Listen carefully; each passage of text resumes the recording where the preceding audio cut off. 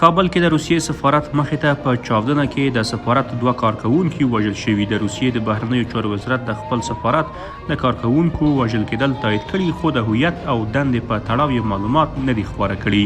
روسي خبري اژانسیوس تر دې وړاندې په چاودنه کې د سفارت د یوه روسي ساتونکي او یو بل روسي د ټپي کېدو خبر ورکړی و. امنیتي چارواکي وایي چې چاودنه ځانمرګي بریدګر کړې. ویل کېږي چې یو بریدګر د سفارت دروازې ته نږدې د امنیتي کسانو لخوا پیژندل شوی او په نښه شوی، خو سره له دې یې هم په ځان پورې تړلي چاودېدونکو توکو ته چاودنه ورکړې ده. په دغه چاودنه کې یو افغان ملکي وګړی وژل شوی او د 10 نورو افغان ملکي کسانو د ژوبلې خبر ورکول شوی دی.